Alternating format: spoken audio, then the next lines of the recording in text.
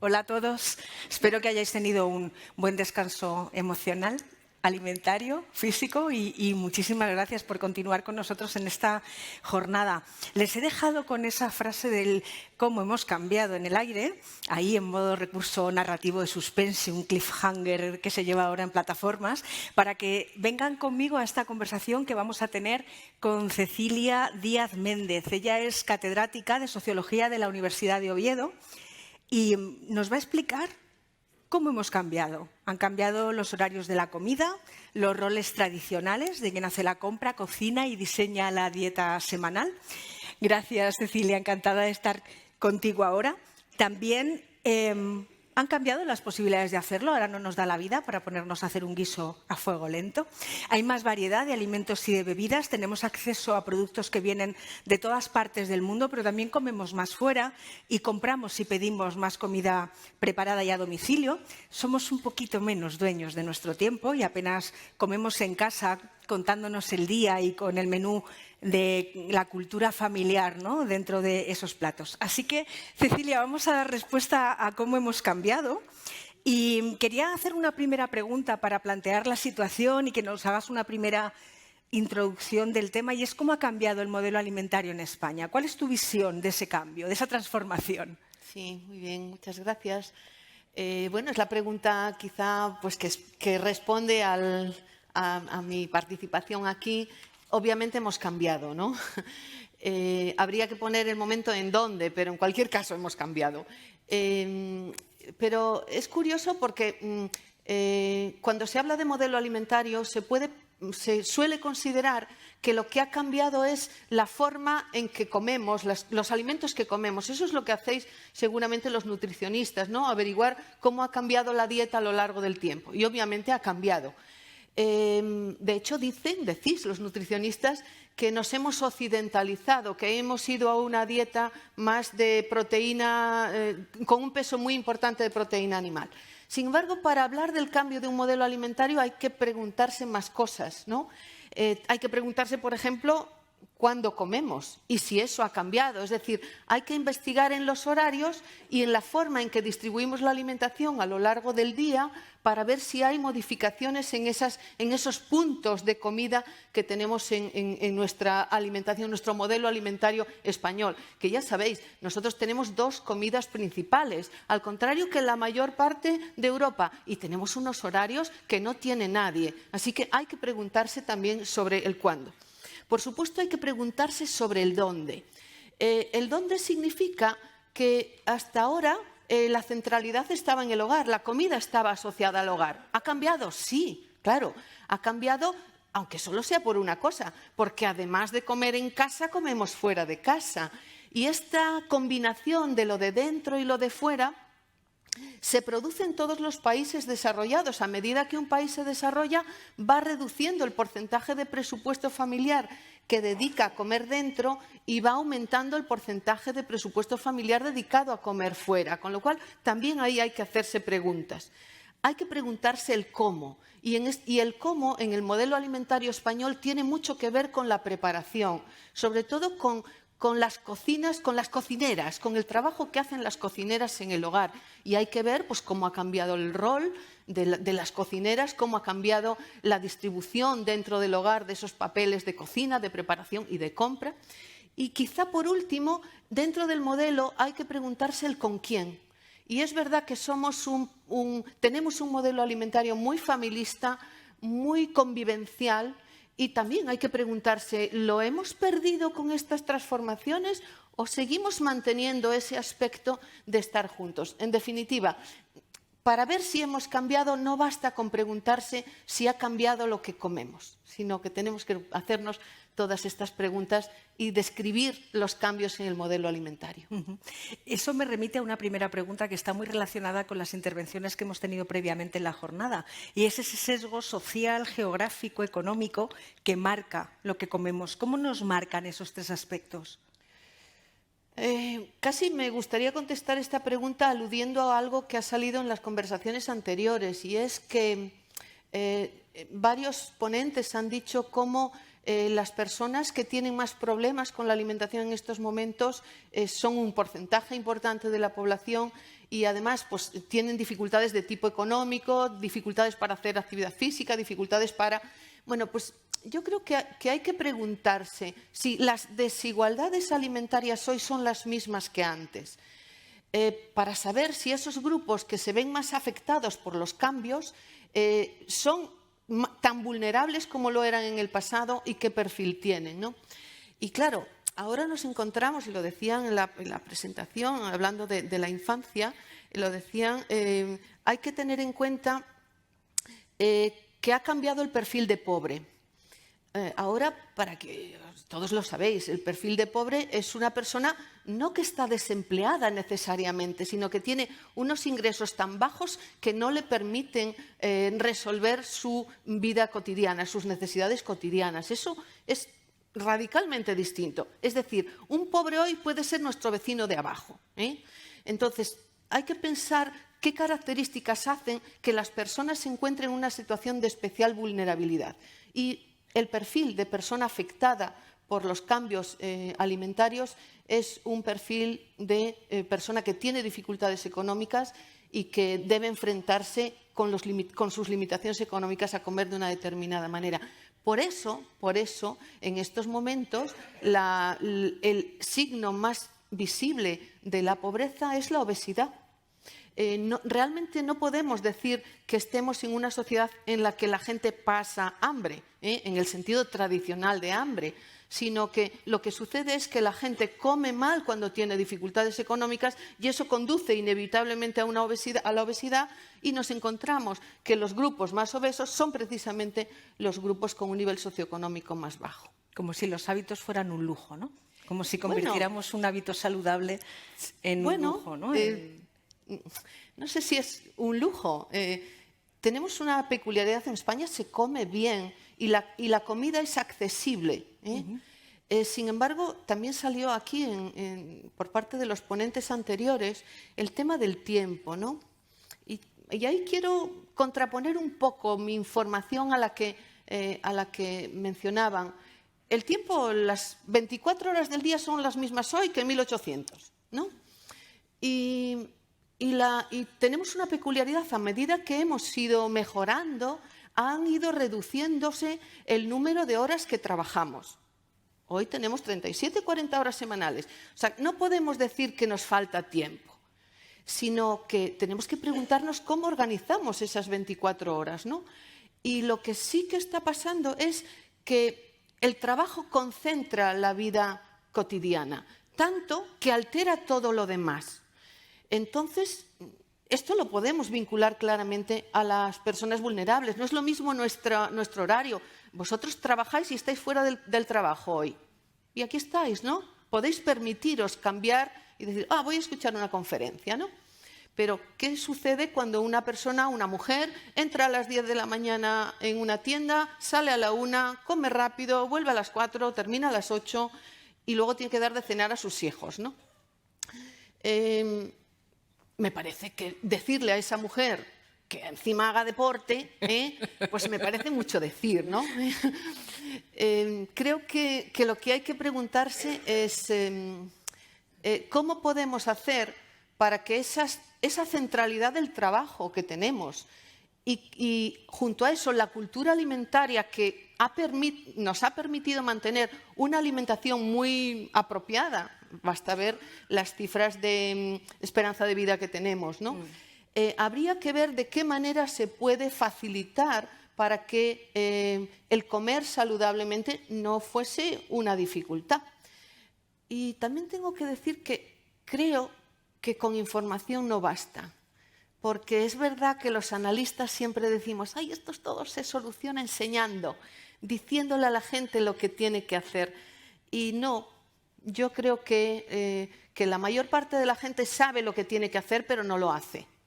Y entonces tenemos que preguntarnos por qué no lo hace. Y es ahí donde hay que incidir para ver cómo metemos la actividad física o cómo facilitamos que cuando va a una tienda no encuentre barato un alimento malo, sino uno bueno. Cuando sale tarde de trabajar y tiene que cuidar a sus hijos, que las respuestas que se le den propicien esa alimentación saludable.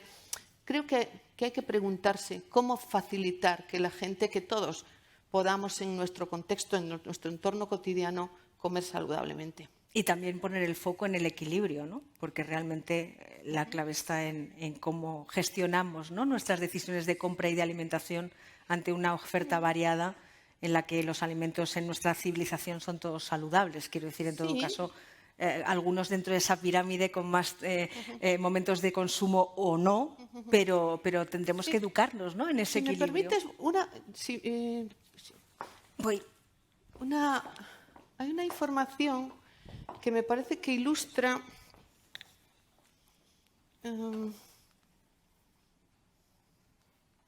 mira, sí, esta. Este es de uno del Eurobarómetro último que salió sobre inseguridad alimentaria. ¿Qué le importa cuando compra comida, no? Ay, no, esto no funciona con eso. Bueno, ya lo veis ahí. Fijaros en las tres cosas primeras, ¿no? Lo marrón es España, lo otro es media europea. El coste lo primero, el sabor y la seguridad. Bueno, yo creo que la gente, y fijaros también aquí, el contenido nutricional. En los estudios que nosotros tenemos, creemos que a la gente no le falta información y tiene una idea de lo que es saludable bastante ajustada a lo que dicen las guías alimentarias, por poner un ejemplo, ¿no? Pero hacen otra cosa.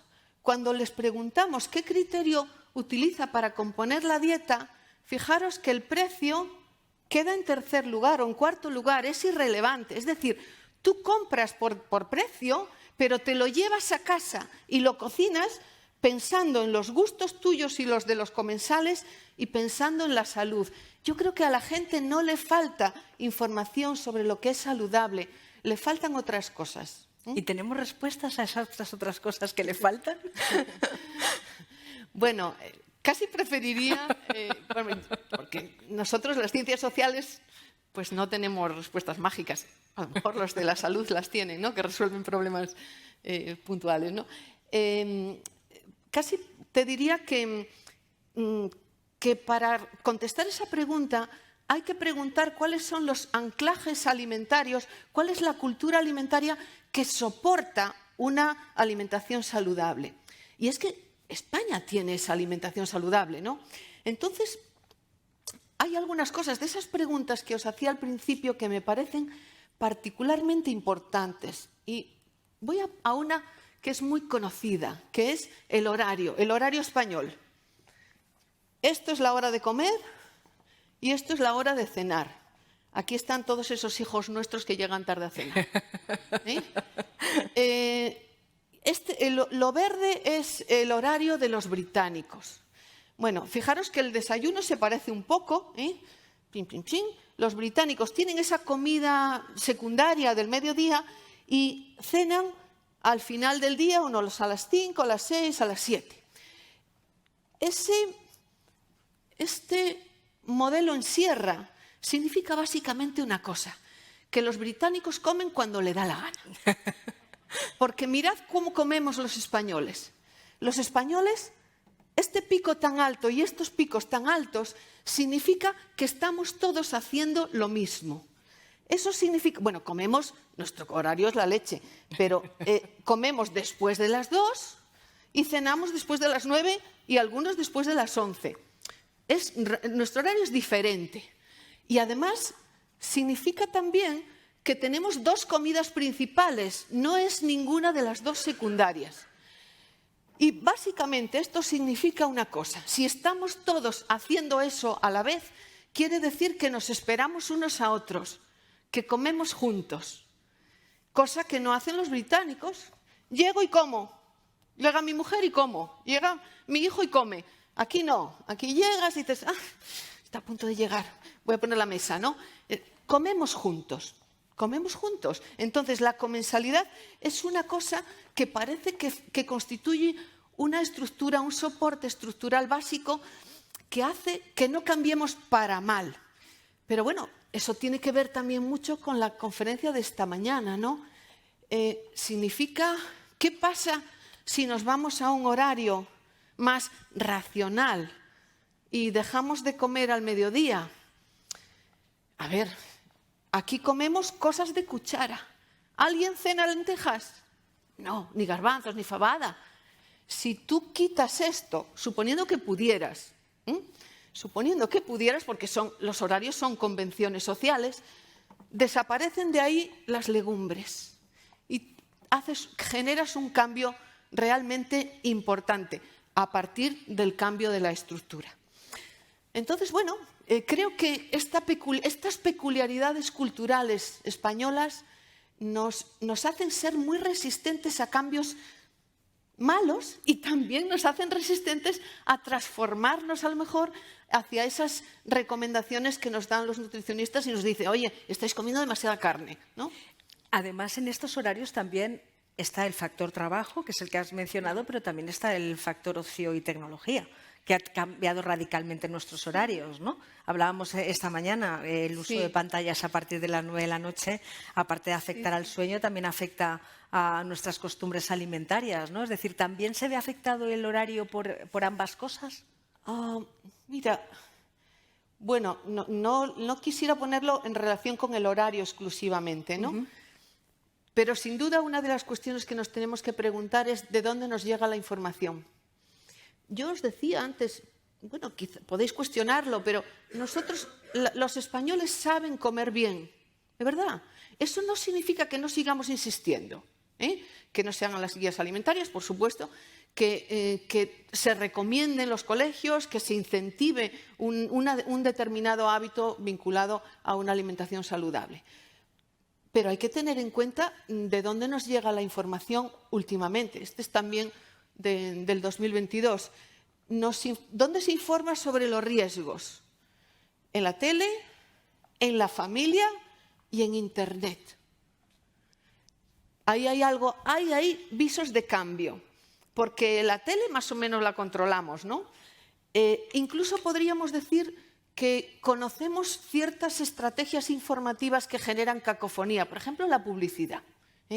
La publicidad puede no ser informativa, sino ser desinformativa y generar cambios importantes en las preferencias. Pero, en principio, la tenemos en la tele, y controlada y regulada. Recientemente se ha regulado también la información en los influencers alimentarios en Internet, pero Internet es una puerta abierta al mundo y eso nos está llegando y mucho más a la gente joven. Con lo cual yo creo que otra vía de transformación va a llegar por ahí. Yo también quisiera, como los ponentes de esta mañana, tener un punto de optimismo en esto, ¿no? Por ejemplo, nosotros encontramos que en términos informativos, en términos de conocimientos, el grupo más vulnerable son los jóvenes. Lo hemos visto durante la pandemia. Pero a la vez son el grupo, por ejemplo, que está más preocupado por el cambio climático, que le preocupa la salud. Entonces, tienes ahí como, bueno, los chicos y las chicas jóvenes que estáis aquí, seguro que tenéis Instagram, que está lleno de fotografías de comida. Os encanta transmitir información sobre lo que estás comiendo. Yo creo que son un grupo que es vulnerable porque tiene menos cultura alimentaria, pero tiene una sensibilidad muy grande hacia la necesidad de comer saludablemente.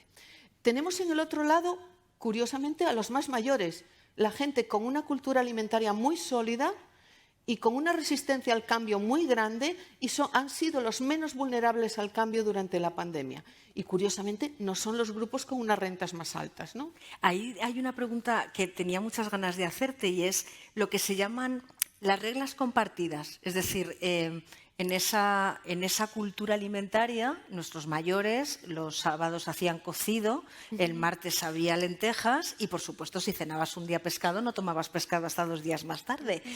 ¿Estamos perdiendo esas reglas compartidas, lo que tú decías antes en cuanto a las costumbres? Vuelvo un poco a lo que decís los nutricionistas. La dieta se está occidentalizando. En la medida en que la oferta es más homogénea, puede desaparecer la cultura alimentaria, que es la que aporta normas. Si tú no tienes una cultura alimentaria que te aporte las normas para decidir, te las aporta el mercado.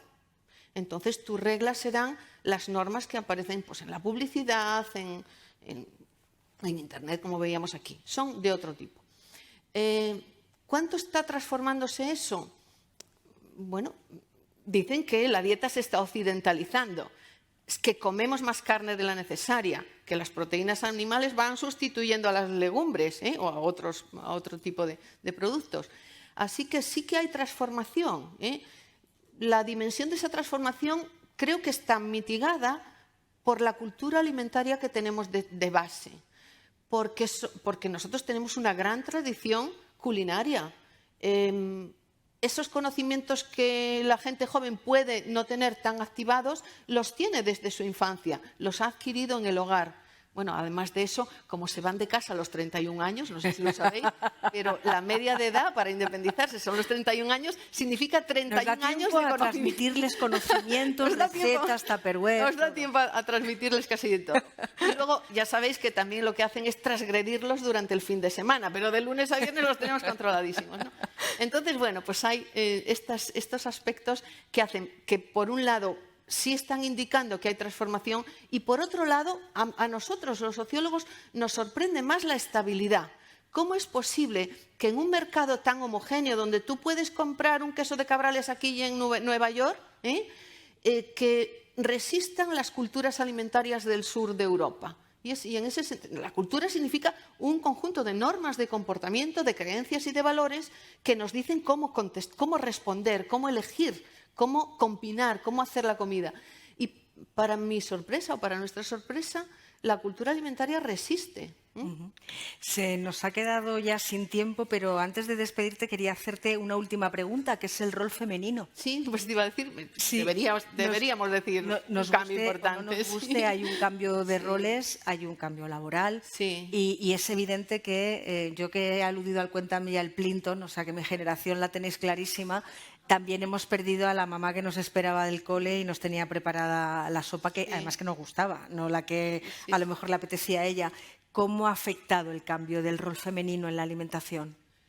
Bueno, de nuevo tengo que decir aquí que me ha sorprendido la estabilidad. No sé si sabéis que en España el 77% de las personas que cocinan son mujeres. Es decir, que no hay el equilibrio que vemos en el mercado de trabajo. Las mujeres han salido a trabajar fuera, han igualado a los hombres en el empleo. Ya no hay ninguna chica joven que diga quiero ser ama de casa, Y, sin embargo, seguimos encontrando que se mantiene la actividad culinaria en el hogar en manos principalmente de las mujeres.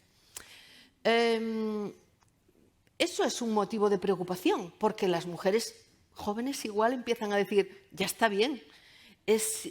Quizá si los hombres no han asumido esta tarea compartida dentro del hogar, las nuevas generaciones de chicas dirán, ya está bien.